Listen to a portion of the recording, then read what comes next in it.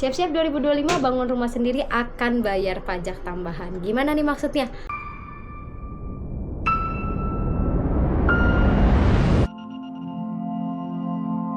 Sebelumnya, perkenalkan saya Santi, saya konsultan pajak terdaftar. Kali ini saya akan bahas mengenai PPN KMS, teman-teman. Oke, mungkin kita lihat dulu nih berita yang terbaru. Berita dari detik.com. Nah, jadi di detik.com ini ditulis, bangun rumah sendiri kok kena pajak 2,4%. Ternyata sudah dari 30 tahun yang lalu katanya.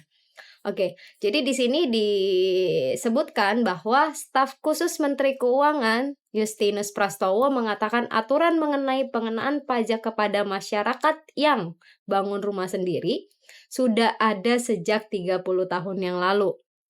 Dia menekankan aturan ini bukanlah aturan pajak yang baru dikeluarkan Kementerian Keuangan. Jadi diinfo bahwa PPN KMS ini bukan aturan baru ya teman-teman. Jadi PPN atas kegiatan membangun sendiri atau KMS ini sudah ada sejak tahun 1995.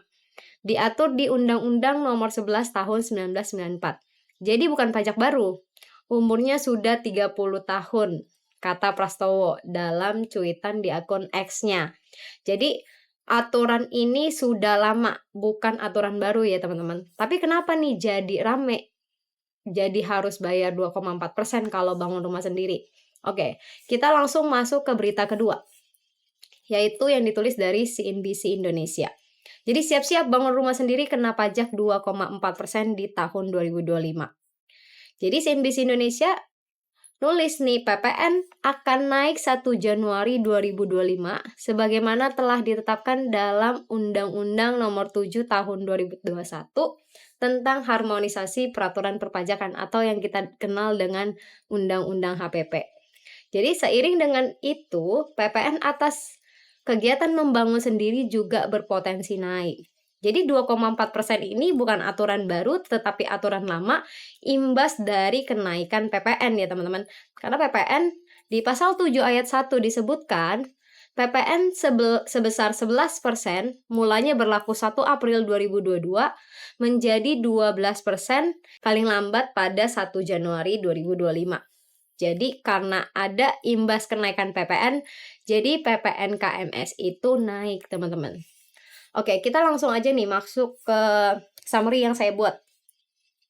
Jadi jangan kaget nih teman-teman, pajak ini sudah berlaku lama, mungkin teman-teman kenal dengan istilah PPN KMS. Jadi ini yang saya sebutkan tadi imbas dari kenaikan PPN yang mulai berlaku paling lambat 1 Januari 2025 kalau tidak ada aturan terbaru ya teman-teman. Nah, pajak ini bagaimana sih bisa dikenakan? Nah, kalau kita lihat aturannya, dia ada diatur di PMK 61 tahun 2022, teman-teman. Jadi di pasal 2 ayat 1, pajak pertambahan nilai dikenakan atas kegiatan membangun sendiri. Jadi teman-teman kalau bangun rumah sendiri tanpa kontraktor, maka teman-teman terutang yang namanya PPN KMS. Lalu di pasal 2 ayat 2, PPN sebagaimana dimaksud ayat 1, terutang bagi orang pribadi maupun badan yang melakukan kegiatan membangun sendiri. Jadi nggak cuma orang pribadi ya teman-teman, tapi badan usaha yang membangun bangunan, maka akan dikenakan PPN KMS.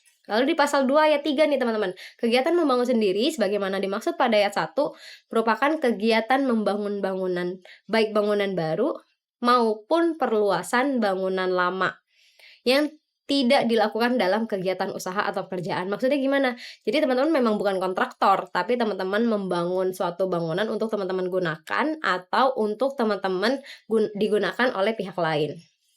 Lalu pasal 2 ayat 4, bangunan sebagaimana yang dimaksud pada ayat 3 berupa satu atau lebih konstruksi teknik yang ditanam atau dilekatkan secara tetap pada satu kesatuan tanah dan atau perairan dengan kriteria.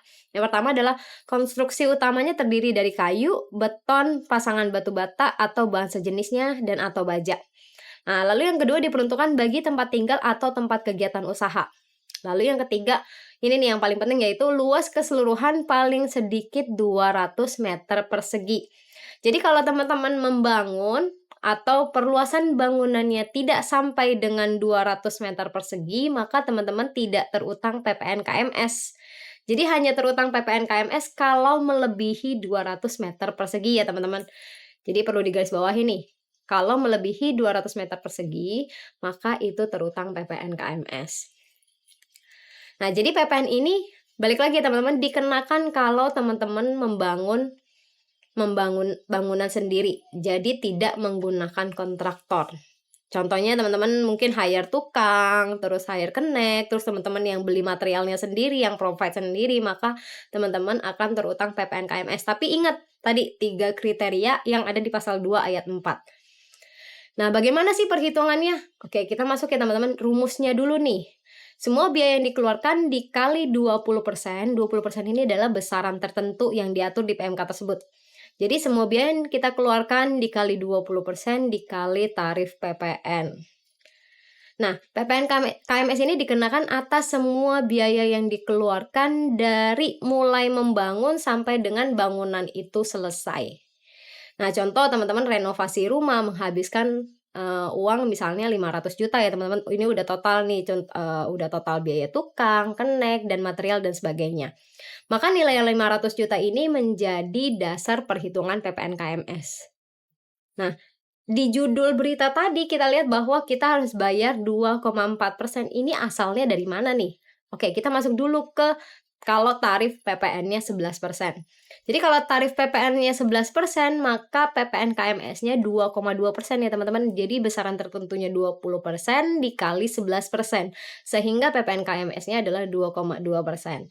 Tetapi kalau PPN-nya naik menjadi 12%, maka 20% dikali 12% akan menjadi 2,4%. Nah, ini kenapa di berita ditulis bayar pajaknya 2,4% kalau teman-teman membangun rumah sendiri gitu ya. Nah, kalau kita hitung contoh tadi 500 juta, maka PPN-nya 500 juta kali 20% kali 11%. Sehingga 11 juta yang teman-teman perlu setorkan sebagai PPN KMS. Lalu kalau misalnya ternyata di tahun 2025 menjadi 12%, maka teman-teman perlu setor sebesar 2,4% ya teman-teman.